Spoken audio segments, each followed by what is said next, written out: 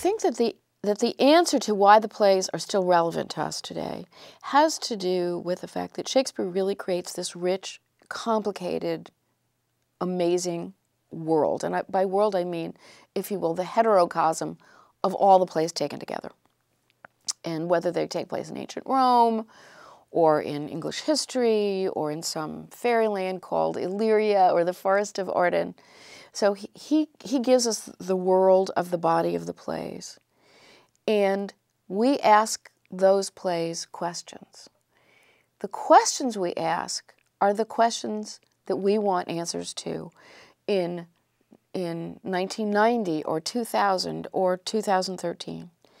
What's interesting is that there are plays, Othello is a good example of a play, that has always been a hot button play because it deals with race, it deals with inexplicable, seemingly inexplicable hatred, it deals with domestic violence, it deals with wife murder.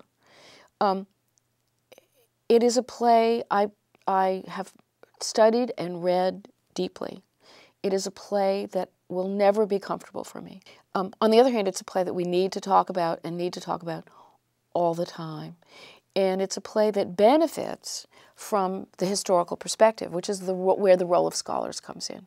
I loved my job as director of the Folger Library for 9 years. It was a job that I couldn't have dreamed up for myself, and it was a great privilege.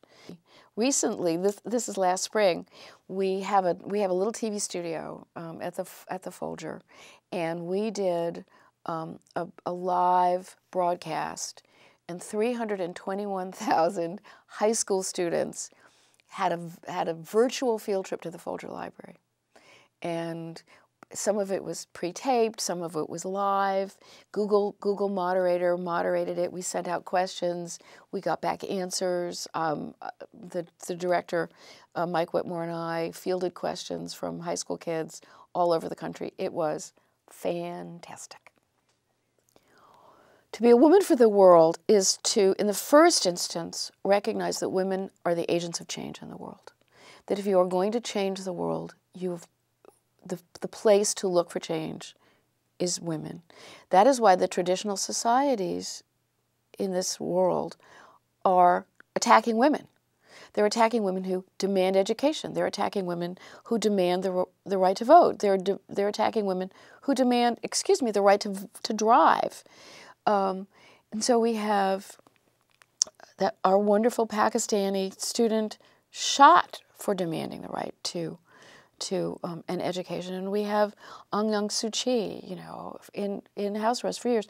Look at her as an agent of change. She's made it happen. So the obligation of a place like Smith and the obligation of the graduates of Smith College is to recognize the role of women as agents of change, to do their best to be changers, to be themselves the agents of change, and to foster change where they can. If you are going to change the world, educate a woman.